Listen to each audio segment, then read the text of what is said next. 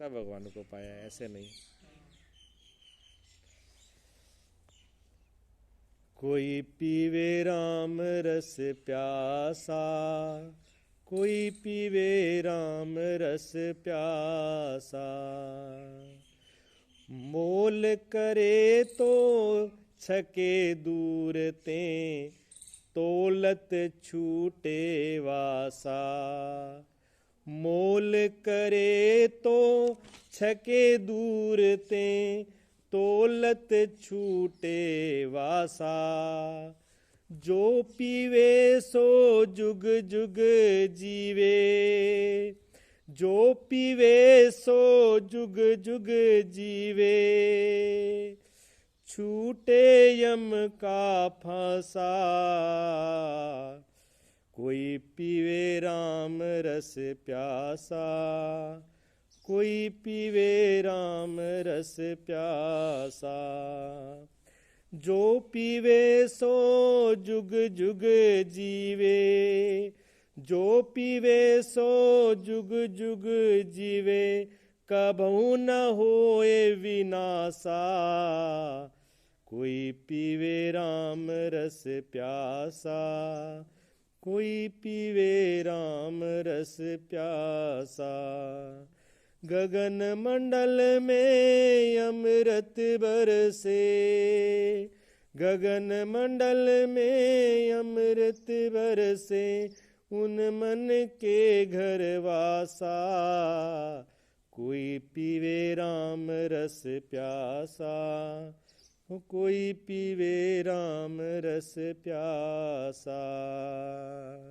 ते मोल करे तो छके दूर से, मोल करे जिसने मोल किया, मोल से नहीं मिलेगा, वो दूर से, वो तो दूर ही रहे, दूर दाप जाएगा। तोलत छूटे वासा, अगर उसका तोलते हैं तो तोलने में तो उसका वास ही नहीं है, तोलने में तो आएगा ही नहीं, उसका मोल तोल नहीं है।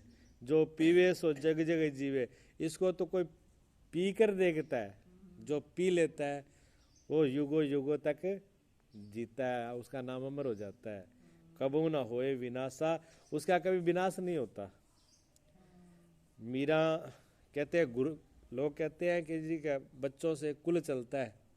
अगर बच्चा हुआ ना, किसी के बच्चा ना हो तो वो कितने लोग परेशान होते हैं, कितने दुखी होते हैं। हमारा तो कुल ही बंद हो गया, हमारे तो आगे कोई संभालने वाला नहीं, हमारा तो आगे नाम ही नहीं चलेगा। अब मीरा के तो कोई बेटा था नहीं, मीरा के तो कोई संतान नहीं थी, और देख लो आज 500, 600 साल हो गए। 600 साल में ये मानो आप भी 12 पीढ़ियां बदल गई होंगी हैं, और औरों किसी के नाम का पता नहीं है। अब मीरा के माँ का क्या नाम था है पता है किसी को? कोई पता नहीं, नाम लेता ही नहीं। पिता का क्या नाम था ये भी नाम नहीं लेते। ठीक है, मीरा का नाम लेते हैं। मीरा का और भी तो थे चाचा ताऊ भाई, किसी का नाम नहीं, सिर्फ मीरा के नाम लेते हैं। मीरा अमर हो गई, मीरा तो अमर हो गई। जिनके कोई संतान नहीं था उनका अभी तक कुल नाम सब चल रहा है, जो कुल चलाने वाले थे उनके कुल खत्म हो गए। ऐसे ही राजा भर्तरी जो थे, भर्तरी राजा के भी 16 रानियां बताते हैं, अभी 16 रानियां ही भर्तरी राजा के। तो भर्तरी राजा भी अकेले ही थे। माँ तो राजगद्दी चला रहे थे। एक दिन माँ जो है महल के ऊपर खड़ी थी, राजा भर्तरी की माता ऊपर खड़ी हुई थी। भर्तरी जो है वो भर्तरी गोपीचंद, गोपीचंद की बात है। भर्तरी तो मामा थे उनके, और गोपीचंद भांजा थे। तो गोपीचंद जो है, गोपीचंद के 16 रानियां थी। गोपीचंद बाहर से आए घोड़े पर से और सवार होकर के रथ से नीचे उतरे, तो पोशाक पहन रखी थी। तो पोशाक उतार करके पानी डाल दिया, सेवकों ने नहाने लगे। वो तो पोशाक उतार करके जैसे नहाने लगे तो माता जो है वो ऊपर खड़ी हुई थी मेल पे, वो देख रही थी। देखती रहते जैसे गोपीचंद को देखा तो गोपीचंद की माँ रोने लगी, रोने लगी और रोती रोती नीचे आ गई।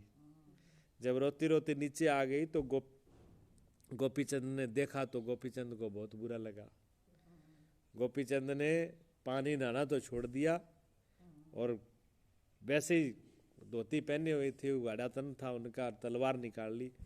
उन्होंने कहा माँ तेरे को कष्ट देने वाला कौन है? तेरी आंखों में आंसू मैं देख नहीं सकता। किसी नौकर ने जहाँ 1600 रानियों में किसी ने भी तेरा अपमान किया, जहाँ तेरे को अपशब्द बोले हैं, जहाँ तेरा बुरा किया, तेरे आंखों में आंसू ले, आज उसको जिंदा छोड़ूंगा नहीं। तो उसका एक बार उसका नाम बता दे मेरे को, तेरे को किसने तकलीफ दी है? माँ ने कहा बेटा मेरे को किसी ने तकलीफ नहीं दी। ये तलवार हाथ नीचे रख दे, तलवार का कोई काम नहीं है। तो फिर तू रोई क्यों? क्या मैं तेरे को देख के रोई हूँ? गोपी चंद कहने लगे माँ मेरे को देख के रोई है? क्यों भाई, मैंने ऐसे क्या अपराध कर दिया जो मेरे को देख के रो रही हो? क्या बेटा अपराध नहीं किया, मेरे को तेरे को देख के रोने आया। अभी तेरी इतनी सोने कंचन जैसी ये देह है, शरीर है, तू इतना सुंदर है और तू मर जाएगा, मेरे को देख के रोना आ गया। तो हाँ, तो गोपी चंद हंसने लग गए, जोर से हंसा गोपी।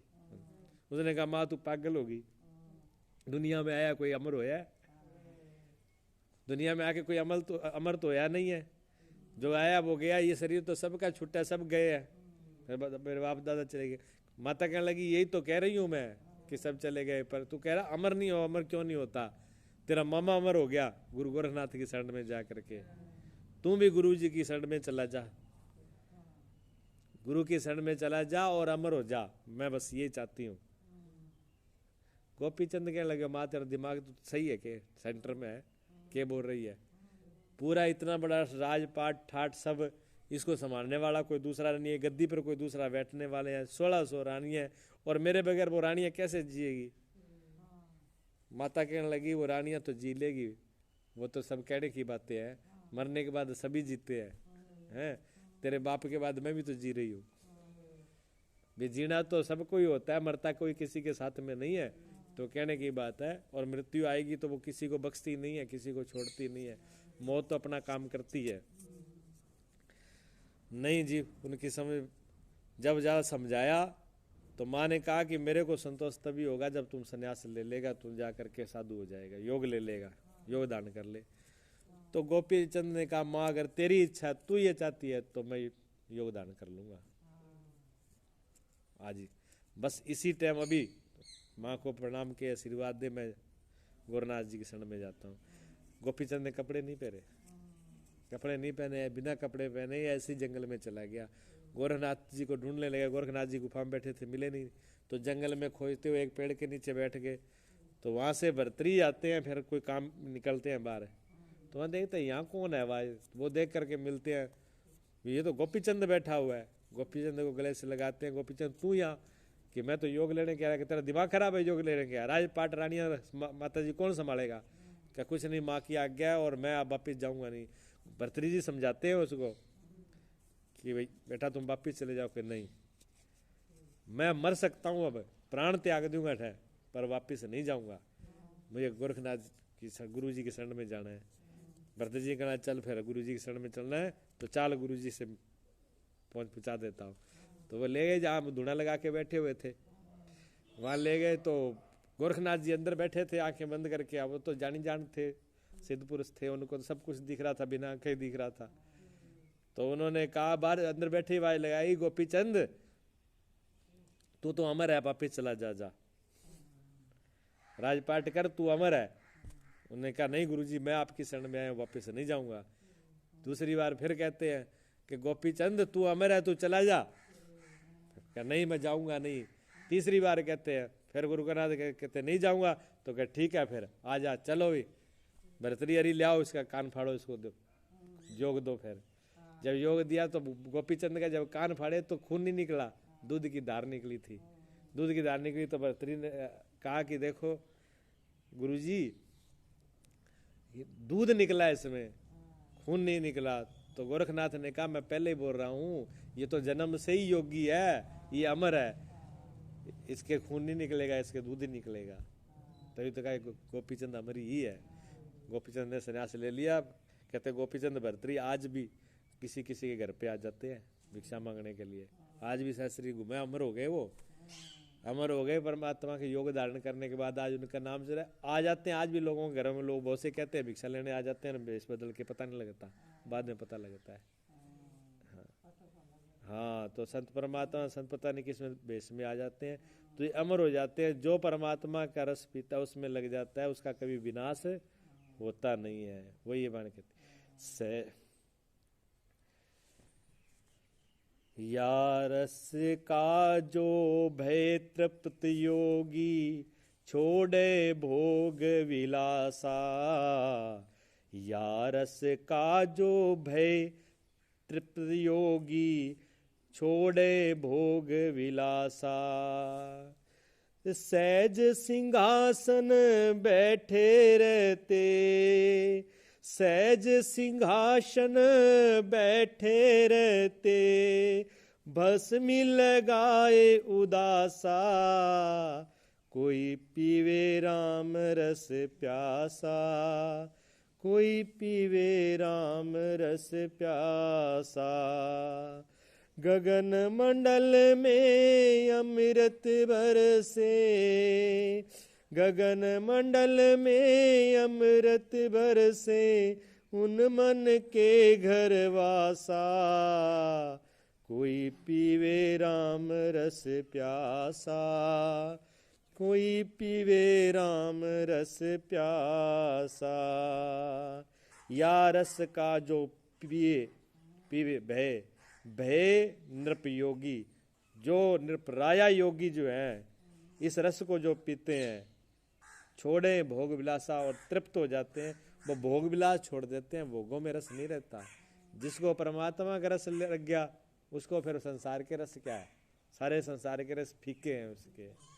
और जब तक वो रस नहीं लगे तब तक ये रस दिखाई देता है, तब तो ये बहुत कुछ लगता है, तब तो आदमी छोड़ना ही नहीं चाहता। और जिसको एक बार इसका रस लग गया वो तो फिर मस्त हो जाता है। कहते सहज सिंहासन में बैठे रहते, वो तो एक सहज मस्ती आराम के सिंहासन में बैठे रहते हैं, परमात्मा के उस परम सिंहासन पर बैठ जाते हैं, चैतन्य के सिंहासन पर बैठ जाते हैं। बस में लगाए उदासा, शरीर पर बसन लगी है उदास। उदास कहते हैं, उदासी का मतलब ये नहीं कि वो दुखी हो जाते हैं, उदासी का मतलब ना किसी से राग ना किसी से द्वेष, कि वीरा बैठा बाजार में सबकी मांगे खैर, ना किसी से दुश्मनी ना किसी से मित्रता ना किसी से बैर। ना तो किसी कोई उसका फिर दुश्मन रह जाता, ना उसका कोई मित्र रह जाता। सब भगवान क्यों नहीं रह जाते, सब परमात्मा के हैं।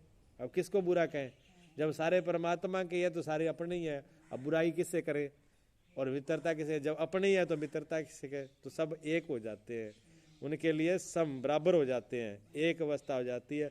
और भस्म सुंदर सुंदर उनको ये नहीं कहते, इसकी भावना नहीं होती कि बढ़िया बढ़िया बस्तर हो, बढ़िया बढ़िया पोशाक हो, बढ़िया बढ़िया धोती कुर्ते हो, लहंगा हो, माने कोई हार श्रृंगार की कोई इच्छा नहीं रह जाती। भस्म ही श्रृंगार है उनका। क्यों भस्म, योगी भस्म क्यों लगाते हैं, भस्म इसीलिए लगाते हैं योगी, यो शरीर तो राख ही है। ये बात पहले भी मिट्टी से बना, बाद में भी राख बन जाएगा, इसलिए पहले ही राख लगा ली। पर भी ये राख ही है, इसका राख ही श्रृंगार है और कुछ नहीं है। राख का राख से श्रृंगार कर लो, बस मट्टी पर मट्टी मसल लो, मिट्टी पर मिट्टी डाल लो, बस और क्या है इसमें, और तो कुछ है नहीं है। यही है इसका। गोरखनाथ भरतरी रसिया, सोई कबीर अभ्यासा। गोरखनाथ भरतरी रसिया, सोई कबीर अभ्यासा। गुरु दादू प्रसाद कछुइक, गुरु दादू प्रसाद कछुइक, पायो सुंदर दासा। कोई पीवे राम रस प्यासा, कोई पीवे राम रस प्यासा। गगन मंडल में अमृत बरसे, गगन मंडल में अमृत बरसे, उन मन के घर वासा। कोई पीवे राम रस प्यासा, कोई पीवे राम रस प्यासा। कहते हैं इस रस को किसने पिया, कहते गोरखनाथ जी ने और भर्तृहरि ने, गोपी चंद ने। इस रस को तो भर्तृहरि जी का भी इस रस को पिया, गोरखनाथ जी ने भी इस रस को पिया, मीरा ने भी इस रस को पिया। दादू दयाल जी ने भी इस रस को पिया और कबीर अभ्यास, सॉरी कबीर, कबीर कहता है इसको पीने का अभ्यास मैं कर रहा हूँ, यही पी ले, और जो पी लेगा इसको वह दादू दास तो कहते हैं गुरु प्रसाद से, ये तो गुरु के प्रसाद से, एक सुंदर दासा गुरु के प्रसाद से मिलता है। ये बाजार में मोल नहीं मिलेगा, बाजार में मोल मिलने वाली चीज नहीं है। परमात्मा का जो रस है, परमात्मा का जो नाम है, परमात्मा का जो अमृत है, वो कहते किसी दुकान में नहीं मिलता, बाजार में नहीं मिलता, संसार में नहीं मिलता, भोगों में मिलता, किसी गुरु प्रसाद है, सदगुरु की शरणों में मिलता है, गुरुओं के प्रसाद में मिलता है। इसलिए तो संतों की संगत बताई गई है कि संतों की संगत करनी चाहिए। क्यों संतों की संगत करनी चाहिए? कहते संतों की संगत से ही ये चीज मिलेगी, और कहीं मिलती नहीं, साध संगत में मिलती है। कहते को सिखाओ अधमन को ज्ञाना, कहते आधे मन का होता है ना, उसको ज्ञान नहीं सिखाया जा सकता, पूरे मन को ही ज्ञान सिखाया जा सकता है। जो आधा संसार में फंसा है, आधा इधर फंसा है, उसके लिए नहीं है। संगत साध कबूनी कीनी, रटत रटत सब जन्म सिराना। कहते हैं साधु की संगत तो कभी करी नहीं, ये राम रस कैसे मिले? पूरे संसार में रगड़ते घसीटते पूरा जन्म सिराना, कहते हैं सिरा देनी आप, कहते जैसे फूल सिरा के आए, ऐसे ये संसार में सिरा ही जाता है बस। सूखी नदी में, ये संसार क्या सूखी नदी है, यहाँ कोई गंगा थोड़ी है। गंगा तो एक ही है, परमात्मा के प्रेम की, भक्ति की। परमात्मा के भक्ति और प्रेम की गंगा में अगर नहीं नहाए तो सारा नहाना, सारी गंगा बेकार हो जाएगी। परमात्मा के रस में जो नहा लिया उसका बेड़ा पार है। दया धर्म कबू नहीं कीनी, नहीं लागे सतगुरु के बाना। ना किसी पे दया किया, ना धर्म किया, ना दान, ना पुण्य, ना शुभ कर्म, ना किसी की अच्छाई करी, और नहीं लागे सतगुरु के बाना। और गुरु कन उठ गया गुरु के पास में, गुरु भी बना लिए, नाम भी ले लिया, दीक्षा भी ले ली, और फिर गुरु की बात न मानी को नहीं, गुरु के वचन तो माने ही नहीं है। हाँ, अब जब गुरु के वचन माने ही नहीं तो फिर वो गुरु बनाए ना बनाए एक बराबर ही है। फायदा तो तब है ना जब गुरु के वचनों को मान लेते, और गुरु के वचनों को माना नहीं तो वो किया ना किया एक बराबर हो गया। तो गुरु का सुगरा वही होता है जो गुरु के वचनों को निभा दे, वो गुरु का लाल होता है। हाँ, कर जा कर वैश्या घर जाए, संतन को देवे नहीं दान। कर्जा कर लेते हैं, ठेके पर जाएंगे कि पैसा दूसरों से उधार ले करके नशा करेंगे, ठेके पर जाएंगे, कुकर्म करेंगे, हैं? पर अच्छे धर्म कर्म में नहीं जाएंगे, संतों की सेवा गौओं की सेवा नहीं करेंगे। हाँ, कहे कबीर जाऊं सब जमपुर, मारो मारे ही मार उठे गमसाना। कहते ऐसे लोग, कबीर साहब कहते हैं ऐसे लोगों को तो जमपुर जाएंगे और ऐसी मार पड़ेगी, बड़े मारी मार के घमसान उठेंगे पड़े, भाई तौबा होगी, फिर पांच उड़ाने वाला कोई नहीं होगा। इसलिए शरीर के रहते रहते ही धर्म कर्म कर लें, साधु संतों की संगत कर लें, गुरुओं की संगत कर लें, और राम के रस में डूब जाए। राम रस है भक्ति का रस, सिमरन का रस। अगर सिमरन में, हाँ, उसमें रस आता है, और सिमरन में जब रस आता है तो फिर और किसी रस की जरूरत पड़ती नहीं है। हाँ, उसमें तो पूरी परिपूर्णता आ जाती है, तृप्ति हो जाती है। और कितनी चीज खा लो, अंदर से संतोष होता ही नहीं है। धन कमा लो, पद कमा लो, परिवार कमा लो, ज्यादा सामान इकट्ठा कर लो, पर संतोष तो नहीं होता। संतोष तो कब होगा? हाँ, जब अंदर डुबकी लगा लेंगे रस में, परमात्मा के रस में ही संतुष्टि है। वही बता रहे हैं कबीर साहब।